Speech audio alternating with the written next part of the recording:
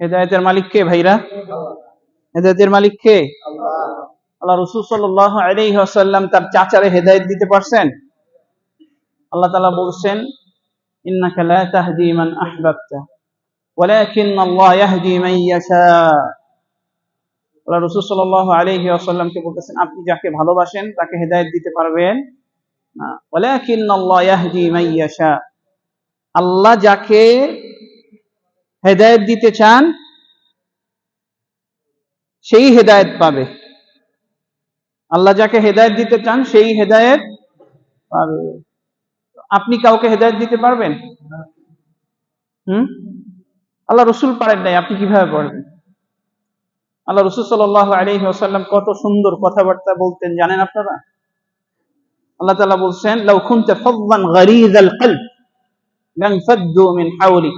আপনি যদি কর্কশভাষী হইতেন, আপনি যদি কঠোর হৃদয়ের অধিকারী হইতেন, কেউ আপনার পাশে আসতো না। আল্লাহ রাসূল খুব সুন্দরভাবে কথা উপস্থাপন করতেন, সুন্দরভাবে বলতেন। এরপরেও মক্কার যারা কাফের ছিল তাকে বলছে কি?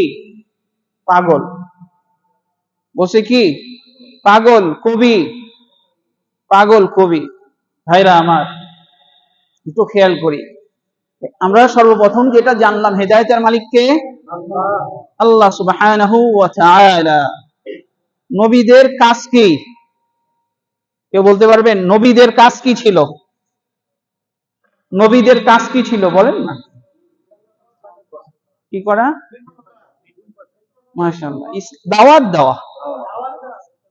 দাওয়াত দেওয়া। এই জন্য আল্লাহ কোরআনে কি বলছে? ইয়া আইয়ুহান নবী, ইয়া আইয়ুহার রাসূল, হে আল্লাহর রাসূল, বাল্লিগ মা উনজিলা ইলাইক, আপনার উপরে যা নাজিল করা হয়েছে যা মানুষের কাছে পৌঁছায় দিন। বাল্লিগ মা উনজিলা ইলাইক ওয়া ইন লাম তাফআল ফামা বাল্লাগতা রিসালাতাহ। আপনার কাছে যা নাজিল করা হয়েছে সেটা যদি মানুষের কাছে না পৌঁছায় দেন, আপনি রিসালাতের দায়িত্ব পালন করলেন না। তাহলে দাওয়াতই কাজ, নবীদের কাজ। কাদের কাজ? আপনারা করবেন দাওয়াতি কাজ? করবেন? আল্লাহ তাআলা কোরআনুল কারীমে বলতেছেন সূরা আসরের মধ্যে, ওয়াল আস, সময়ের কসম। সময় সবচেয়ে দামি জিনিস, এটা জানেন? সবচেয়ে দামি জিনিস কি? আপনার জীবনটা কিসের সাথে জড়িত? যে সময়ের মূল্যায়ন করে সে কি ভালো মানুষ হয়ে যায় না খারাপ মানুষ হয়ে যায়?